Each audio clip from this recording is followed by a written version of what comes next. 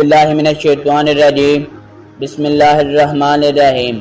السلام علیکم ورحمۃ اللہ وبرکاتہ۔ آسا اژدہا بن گیا۔ اس کا واقعہ یہ ہے کہ فرعون نے ایک میلہ لگوایا اور اپنی پوری سلطنت کے جادوگروں کو جمع کر کے حضرت موسیٰ علیہ السلام کو شکست دینے کے لیے مقابلے پر لگا دیا۔ اور اس میلے کے ازدحام میں جہاں لاکھوں انسانوں کا مجمع تھا، ایک طرف جادوگروں کا ہجوم اپنی جادوگری کا سامان لے کر جمع ہو گیا اور ان جادوگروں کی فوج کے مقابلے میں حضرت موسیٰ علیہ السلام تنہا ڈٹ گئے۔ جادوگروں نے فرعون کی عزت کی قسم کھا کر اپنی جادو کی لاٹھیوں اور رسیوں کو پھینکا تو ایک دم وہ لاٹھیاں اور رسیاں سانپ بن کر پورے میدان میں ہر طرف پھنکار مار مار کر دوڑنے لگیں اور پورا مجمع خوف و ہراس میں بدحواس ہو کر ادھر ادھر بھاگنے لگا، اور فرعون اور اس کے تمام جادوگر اس کرتب کو دیکھ کر اپنی فتح کے گھمنڈ اور غرور کے نشے میں بدمست ہو گئے اور جو شادمانی میں تالیاں بجا بجا کر اپنی مسرت کا اظہار کرنے لگے کہ اتنے میں ناگہاں حضرت موسیٰ علیہ السلام نے خدا کے حکم سے اپنی مقدس لاٹھی کو ان سانپوں کے ہجوم میں ڈال دیا تو یہ لاٹھی ایک بہت بڑا نہایت ہیبت ناک اژدہا بن کر جادو کے تمام سانپوں کو نگل گیا۔ یہ معجزہ دیکھ کر تمام جادوگر اپنی شکست کا اعتراف کرتے ہوئے سجدے میں گر پڑے اور با آواز بلند یہ اعلان کرنا شروع کر دیا کہ یعنی ہم سب حضرت ہارون اور حضرت موسیٰ علیہ السلام کے رب پر ایمان لائے۔ چنانچہ قرآن مجید نے اس واقعے کا ذکر کرتے ہوئے ارشاد فرمایا کہ جادوگروں نے کہا کہ اے موسیٰ، آپ اپنا عصا پہلے ڈالیں گے یا ہم پہلے ڈالنے والے بنے؟ تو آپ نے فرمایا کہ بلکہ تم ہی ڈالو۔ تو یکا یک ان کی رسیاں اور لاٹھیاں ان کی نظر بندی سے حضرت موسیٰ علیہ السلام کے خیال میں ایسی معلوم ہونے لگی جیسے سانپ دوڑ رہے ہیں۔ تو حضرت موسیٰ علیہ السلام نے دل میں تھوڑا سا خوف ہوا تو ہم نے فرمایا کہ تم ڈرو نہیں، تم ہی غالب ہوگے اور تمہارے ہاتھ میں جو عصا ہے اس کو ڈال دو۔ تو ان لوگوں نے جو سوانگ بنایا ہے یہ عصا ان سب کو نگل جائے گا۔ اور جادوگر معجزات کے مقابلے میں جہاں بھی وہ آئے کامیاب نہیں ہوتا۔ تو تمام جادوگر سجدے میں گر کر کہنے لگے کہ ہم حضرت ہارون اور حضرت موسیٰ علیہ السلام کے رب پر ایمان لائے۔ عصا مارنے سے چشمے جاری ہو گئے۔ بنی اسرائیل کا اصل وطن ملک شام تھا، لیکن حضرت یوسف علیہ السلام کے دور حکومت میں یہ لوگ مصر میں آ کر آباد ہو گئے اور ملک شام پر قوم مالکہ کا تسلط اور قبضہ ہو گیا جو بدترین قسم کے کفار تھے۔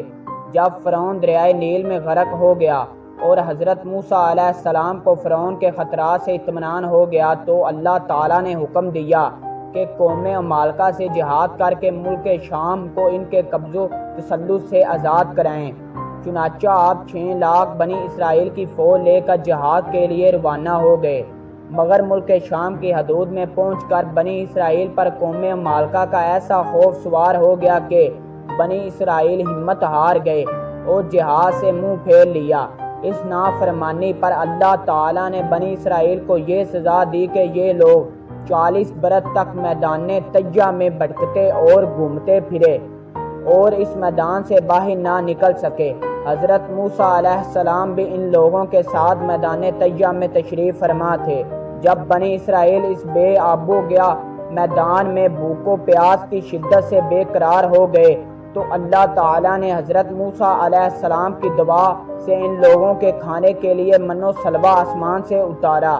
من شہد کی طرح ایک قسم کا حلوہ تھا اور سلوہ بھنی ہوئی بیڑیں تھیں۔ کھانے کے بعد جب یہ لوگ پیاس سے بے تاب ہونے لگے اور پانی مانگنے لگے تو حضرت موسیٰ علیہ السلام نے پتھر پر اپنا عصا مار دیا تو اس پتھر میں 12 چشموں کی ٹوٹیاں پھوٹ کے بہنے لگیں اور بنی اسرائیل کے 12 خاندان اپنی ایک ایک ٹوٹی سے پانی لے کر خود بھی پینے لگے اور اپنے جانوروں کو بھی پلانے لگے اور پورے 40 برس تک یہ سلسلہ جاری رہا۔ یہ حضرت موسیٰ علیہ السلام کا معجزہ تھا جو عصا اور پتھر کے ذریعے ظہور میں آیا۔ قرآن مجید نے اس واقعے اور معجزہ کا بیان کرتے ہوئے ارشاد فرمایا کہ اور جب حضرت موسیٰ نے اپنی قوم کے لیے پانی مانگا تو ہم نے فرما دیا کہ تم اپنی لاٹھی سے پتھر کو مار دو تو اس پتھر سے 12 چشمے پھوٹ کر بہنے لگے اور ہر آدمی کو اپنے اپنے پینے کے چشمے کا علم ہو گیا۔ عصا کی مار سے دریا پھٹ گیا۔ حضرت موسیٰ علیہ السلام ایک مدت رات تک فرعون کو ہدایات فرماتے رہے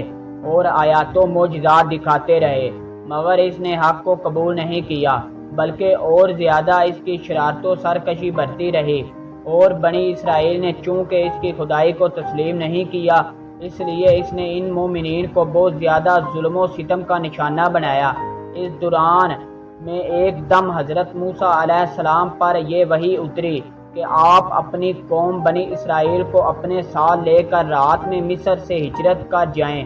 چنانچہ حضرت موسیٰ علیہ السلام بنی اسرائیل کو ہمراہ لے کر رات میں مصر سے روانہ ہو گئے۔ جب فرعون کو پتہ چلا تو وہ بھی اپنے لشکروں کو ساتھ لے کر بنی اسرائیل کی گرفتاری کے لیے چل پڑا۔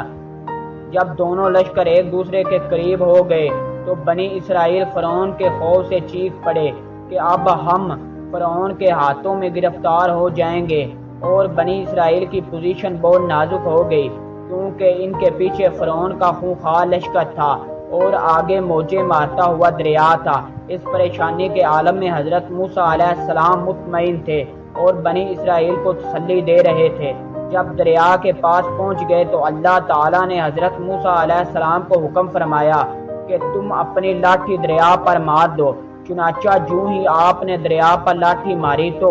فوری ہی دریا میں 12 سڑکیں بن گئی اور بنی اسرائیل ان سڑکوں پر چل کر سلامتی کے ساتھ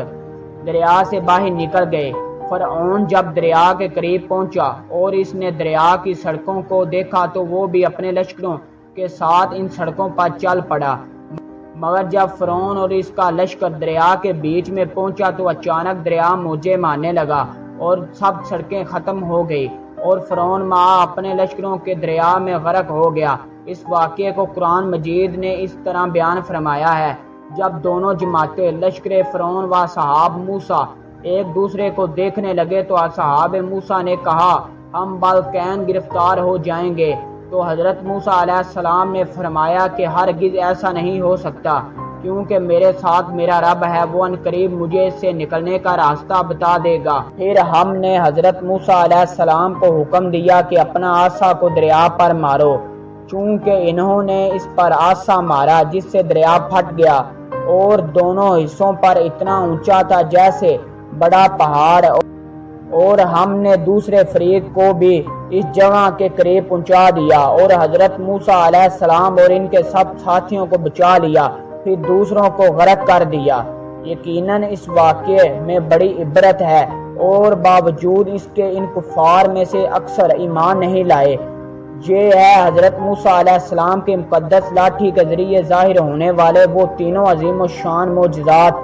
جن کو قرآن کریم نے مختلف الفاظ اور متعدد عنوانوں کے ساتھ بار بار بیان فرما کر لوگوں کے لیے عبرت اور ہدایات کا سامان بنا دیا ہے۔